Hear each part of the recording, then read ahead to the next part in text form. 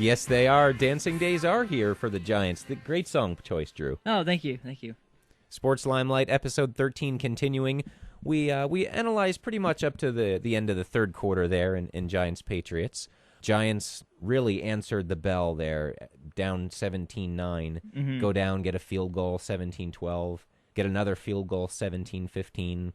All the while holding strong on defense. Chase Blackburn, I loved his interception. A guy who was studying to be a substitute teacher in the middle of the season when the Giants called after Mark Herzlich hurt his ankle, and he signed off the street. Man, that's a pretty cool story. I never knew that. The 2011 Giants were filled with a lot of great stories. You had Herzlich himself, who overcame cancer a few years ago. Oh, wow. And, of course, all the injuries this team overcame. Yeah, there's a lot of injuries that were plaguing you guys throughout the season. Just in the preseason, they lost Terrell Thomas, torn ACL, out for the year, who, at the time, that was just a huge blow. He was really a rising star, had a great breakout year last year, and was arguably their number one corner. He and Webster were really just almost shut-down guys, to use that term. Right. They lost their starting middle linebacker, Jonathan Goff, for the season. Torn ACL, is still in the preseason. Prince Amukamara broke his foot. He was out the first 8 or 9 weeks. First-round draft pick. Second-round draft pick, Marvin Austin, tore his pectoral muscle out for the year. Oh, man. So this is kind of a team that, looking ahead for a moment, is basically going to have 2 draft classes coming in, almost That's right, next year. Oh, yeah, hopefully everyone's healthier come next season. Unfortunately, 2 guys that won't be healthy at the start of next season, Jake Ballard and Travis Beckham, both tight ends, both tore their ACLs in the Super Bowl. Oh. A sad moment was NBC's cameras caught Ballard trying to test that knee, seeing if he could come back in the game, and he ran a few yards and just collapsed. So the Giants down 17-15, get the ball back with about, 4 minutes to go in the game? Yeah, that was right after Welker dropped that pass, correct? The Welker drop, and then the Deion Branch sort of drop that was deflected by Kenny Phillips over the middle. This was the time when I was finally a little confident when Eli Manning gets the ball late in the game with a chance to come back and take the lead. He's just amazing. Yes. One of the most clutch quarterbacks of all time. I can safely say that now. Man, what a pass. What a catch, right? Was that the same drive? To Manningham. Wow. 38 yards, perfect throw. Yeah. And perfect catch. Man, that ranks up there with the Tyreek catch. It's got to be second. Definitely for the Giants. I see your screensaver's got both catches on your background. So. Yep, put them side by side there now.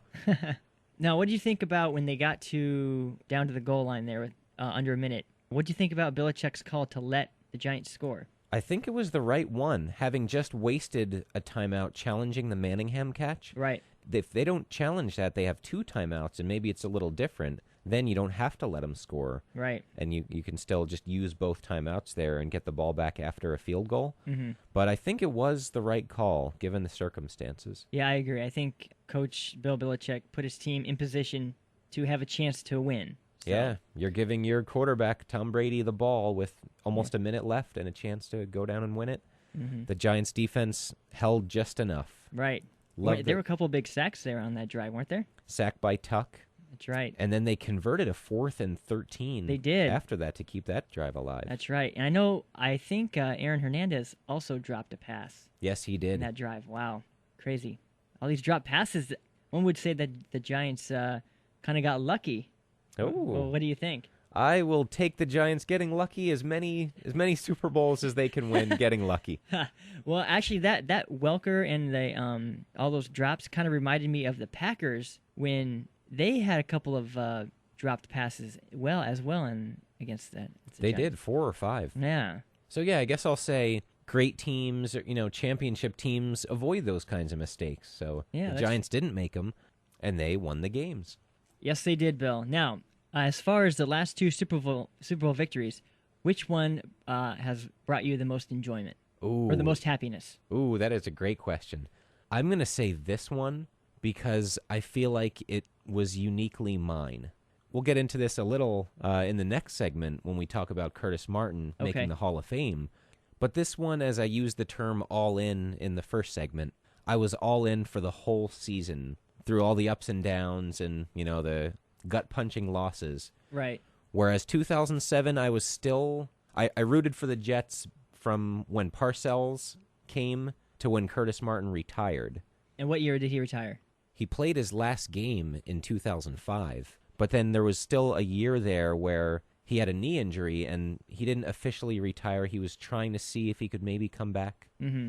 And he retired in the summer of 2007. Oh, okay. So this year was, soup to nuts, draft to Super Bowl, all in, all focus on the Giants. Yeah, and this one, as from an outside looking in, Giants fans were more confident and more, hopeful of this Super Bowl rather than 42 when they had no chance virtually. Yeah, because they'd seen it just 4 years earlier. Right.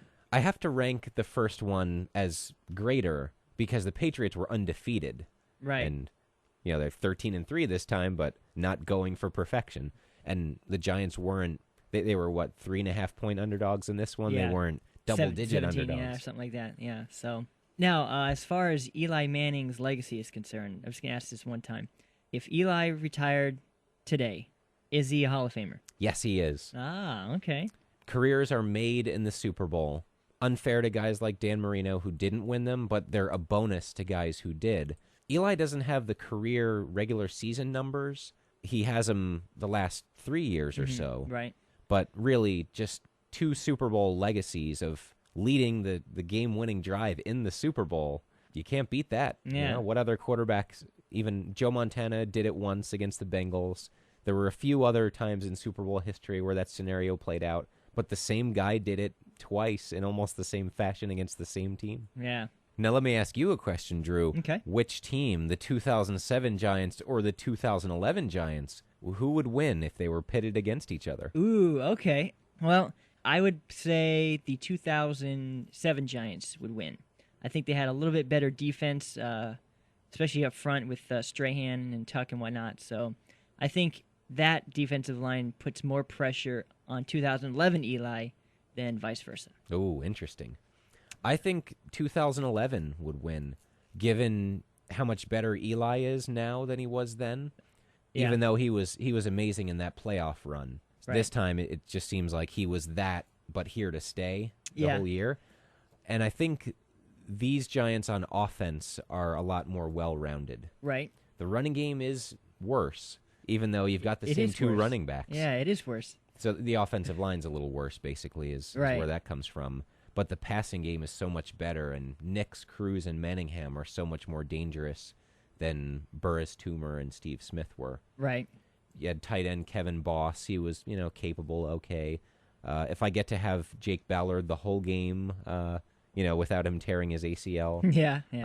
that's about a wash. So Right. I think the offense is a bigger difference with 2011 being better than the defense of 2007 being better. I do give the edge to the 2007 defense the way you do. Yeah. Well, I mean, they did stop the undefeated Patriots and Brady and everybody. I think that offense, Tom Brady in that year, I think was better than 2011 Eli Giants. Oh, that's true. So you figure if you could stop them, you could stop the Giants. And I think these Giants this year, they took advantage of a lot of mistakes by all their playoff opponents. And I don't think previous Giants would make those mistakes. That's a good point. I don't remember the Buccaneers, Cowboys, Packers. Well, the Brett Favre interception in overtime to Corey Webster was a mistake. But other than that, those games were really played at a high level by their opponents. So, one for the ages. The Super Bowl will never forget. A team will never forget. The 2011 Giants. Man. What a year. Can't wait to see them back in the Super Bowl 50. Yeah, I guess, we'll see Giants-Patriots again in 4 years. We'll run it back. Nice. Sports Limelight, episode 13. When we come back, Curtis Martin in the Hall of Fame. Nice. Stay with us.